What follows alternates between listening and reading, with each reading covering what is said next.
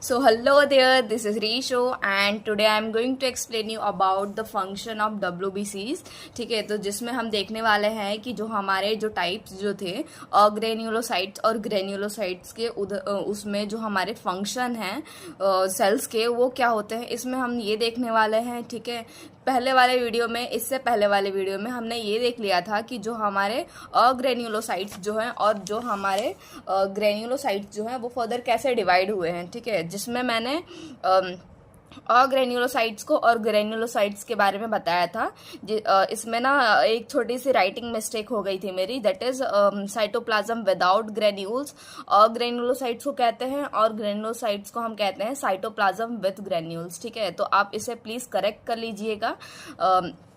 फिर बाद में हमने ये देख लिया था इसमें कि लिम्फोसाइट्स जो थे हमारे और मोनोसाइट जो थे उसमें ग्रेन्यूल्स नहीं होते हैं, और फिर बाद में हमारा इजोनोफिल्स और बेजोफिल्स और न्यूट्रोफिल्स में हमारे ग्रेन्यूल्स होते हैं छोटे छोटे। ठीक है, फिर बाद में ये हो जाता है हमारा 20 to 25%, फिर बाद में ये हो जाता है हमारा 6 to 8%, फिर बाद में ये हमारा इजोनोफिल्स हो जाएगा 2 to 3%, बेजोफिल्स हो जाएगा हमारे 0.5 to 1% जो सबसे कम होता है। ठीक है, और न्यूट्रोफिल्स हमारे सबसे ज़्यादा होते हैं। ठीक है, फिर हमने शेप और स्ट्रक्चर देख लिया था इसका। ठीक है, ये हो जाएगा हमारा राउंड शेप, ये हो जाएगा हमारा किडनी शेप जिसका साइज बहुत बड़ा होता है। ठीक है, ये हमारा हो जाएगा बाइलोब शेप। ठीक है, जिसके अंदर 2 लोब्स प्रेजेंट होते हैं। फिर बाद में हमारा ट्राइलोब जिसको हम बोल सकते हैं कि ये एस शेप का भी होता है। ठीक है, और ये हो जाएगा हमारा मल्टी लोब। ठीक है, PMNC का मतलब होता है हमारा पॉलीमॉर्फिक न्यूक्लियर सेल्स। ठीक है, तो ये हो जाएगा हमारा पॉलीमॉर्फिक न्यूक्लियर सेल्स। इसको मैंने पहले नहीं बताया था। ठीक है, ये हमारा जो है फैगोसाइटिक नेचर होता है, और ये हमारा जो न्यूट्रोफिल्स भी है वो भी फैगोसाइटिक नेचर शो करते हैं। ठीक है, तो ये हो जाएगा हमारा कि जो फैगोसाइटिक नेचर जो है शो करते हैं, जैसे कि हो गया हमारा मोनोसाइट्स और न्यूट्रोफाइल्स। ठीक है, तो उसमें अमीबॉइडल मूवमेंट शो करते हैं WBCs। ठीक है, तो ऐसे मिलता है, ऐसे कर्व टाइप में ऐसे। ठीक है, तो ये हो जाएगा हमारा मोनोसाइट्स और न्यूट्रोफाइल्स का फंक्शन। ठीक है, फिर बाद में मैंने अभी इस वीडियो में ये समझाने वाली हूँ कि ये जो लिम्फोसाइट्स जो थे हमारे उनके फर्दर फंक्शन क्या है, इजोनोफिल्स के फंक्शन क्या है और बेसोफिल्स के फंक्शन क्या है। ठीक है, तो हमारा लिम्फोसाइट्स का पहले देख लेते हैं क्या होता है। तो लिम्फोसाइट्स में हमारे 2 सेल हो जाएंगे, that is T lymphocytes and B lymphocyte. इसको इम्यून सिस्टम में हमें बहुत अच्छे से समझाया गया है T सेल्स के बारे में और B सेल्स के बारे में, पर फिर भी मैं इसमें बता दे रही हूँ। ठीक है, ये हो जाएगा हमारा। तो टी लिम्फोसाइट्स कितने टाइप के हो जाएंगे फर्दर, T हेल्पर सेल। ठीक है, फिर बाद में हो जाएगा T किलर सेल, फिर बाद में हो जाएगा नेक्स्ट हमारा कि T सप्रेसर सेल, फिर बाद में हमारा हो जाएगा T मेमोरी सेल। ठीक है, और B लिम्फोसाइट में हो जाएगा हमारा प्लाज्मा सेल और मेमोरी सेल। ठीक है, तो ये हमारा फंक्शन क्या है इसका।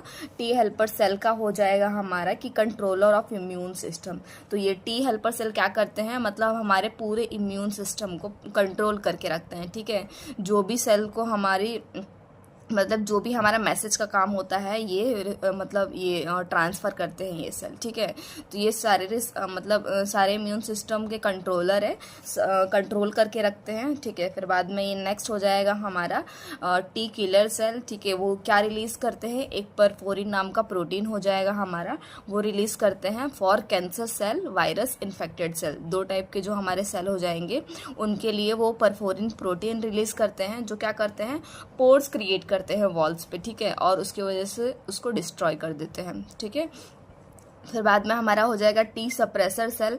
सप्रेस का नाम मतलब वर्ड जो है हमारा उससे समझ में आ रहा है कि सप्रेस करके रखते हैं। तो हाँ, वो किससे करके रखते हैं, that is T killer cell, मतलब अगर वो ज़्यादा रिलीज हो रहा है। ठीक है, तो जैसे कि रूमेटॉइड अर्थराइटिस में जो हमारा डिसीज है उसमें यही होता है कि जो हमारे सेल होते हैं वो ऑटोमेटिक रिलीज होते हैं और खुद के जो सेल होते हैं खुद को डिस्ट्रॉय करते हैं। ठीक है, तो वो जो ज़्यादा ना रिलीज हो उसकी वजह से हमारे सप्रेसर सेल जो है वो काम करते हैं, वो उनको सप्रेस करके रखते हैं, ज़्यादा रिलीज होने नहीं देते हैं। ठीक है, फिर बाद में हो जाएगा हमारा T memory cell, that is जो हमारा जैसे कि डिसीज हुआ कोई, ठीक है, या कोई बीमारी हुई है तो अगर वो मतलब पहले तो होता है हमारा प्राइमरी रिस्पॉन्स, ठीक है, तो वो शो करता है, उसके अगेंस्ट एंटीबॉडी बनती है, ठीक है। फिर बाद में अगर जो कोई अगर दूसरा रिस्पॉन्स होता है सेकेंडरी रिस्पॉन्स, तो उसमें जो होता है हमारा एंटीजन और एंटीबॉडी का जो रिएक्शन होता है उसके अंदर हमारी जो एंटीबॉडी होती है मतलब वो काम करती है। और सेकेंडरी रिस्पॉन्स में हमारा जो होता है जो मेमोरी सेल्स जो होते हैं वो मेमोरी सेव करके रखती है कि ये डिसीज आया था, ठीक है, तो इसे हमें मतलब पहचान लेता है, मेमोरी बना लेता है कि हाँ इसे अभी मुझे किल करना है, ठीक है। तो वो फ्यूचर मेमोरी सेल्स के लिए मतलब फ्यूचर मेमोरी के लिए हमारे टी मेमोरी सेल्स होते हैं, ठीक है। फिर बाद में हो जाएगा हमारा B lymphocyte, that is plasma cell and memory cell, इसके अंदर भी मेमोरी सेल्स होते हैं, ठीक है। फिर बाद में प्लाज्मा सेल हमारा क्या हो जाएगा, वो फॉर्म करता है एंटीबॉडी, ठीक है, और क्या करने मतलब क्या इसका फंक्शन होता है, प्रोटेक्शन का काम करता है, ठीक है। तो ये हमारा हो जाएगा लिम्फोसाइट्स। फिर बाद में हम इजोनोफिल्स के बारे में देख लेते हैं इसको। तो इजोनोफिल्स हो जाएगा हमारा एंटी पैरासाइटिक ग्रेन्यूल्स और हो जाएगा हमारा एंटी एलर्जिक एंजाइम। तो ये क्या करता है, ये रिलीज करता है एंटी पैरासाइटिक ग्रेन्यूल्स, ठीक है। जैसे कि अगर कोई पैरासाइट आया है, ठीक है, तो वो एक डाइजेस्टिव एंजाइम सिक्रीट करता है, दैट इज लाइसोसोम, उसकी वजह से उसको किल करता है, ठीक है। तो ये हो जाएगा हमारा इसका फर्स्ट वाला नेचर, ठीक है। फिर बाद में हो जाएगा हमारा second property, that is anti allergic enzyme. तो जैसे कि एंजाइम जैसे हो गया हमारा हिस्टामाइनस, ठीक है, दैट इज एंटीहिस्टामाइन, जिसको हम बोलते हैं, वो किस लिए हमारा इन्वॉल्व होता है, जैसे कि एलर्जिक रिएक्शन हो रहा है, ठीक है, इसमें हमारा ये जो एंजाइम है वो रिलीज करता है, ठीक है। ये हो गया हमारा इजोनोफिल्स का फंक्शन। ये हो गया दो हमारा function, that is anti parasitic granules, ठीक है, जिसमें डाइजेस्टिव एंजाइम की मदद से डिस्ट्रॉय होता है कोई पैरासाइट, और ये हो जाएगा एंटी एलर्जिक एंजाइम वाला, ठीक है, दैट इज हिस्टामाइन, ठीक है। फिर नेक्स्ट हो जाएगा हमारा बेजोफिल्स। बेजोफिल्स का फंक्शन क्या है, जैसे ये हो जाएगा हमारा एक मतलब मास्ट सेल की जैसा ही होता है, ठीक है। तो इसमें ये क्या करता है, ये रिलीज करता है हेपैरिन, ठीक है। फिर बाद में स्टेरोटोनाइन, ठीक है। फिर बाद में हो जाएगा हमारा हिस्टामाइन, ठीक है। तो हेपैरिन किस लिए काम होता है, हेपैरिन का काम है ये कि जैसे कि हमें चोट लग गई है, ठीक है, तो ये ब्लड को क्लॉट करने के लिए ये काम करता है, ठीक है, हेपैरिन।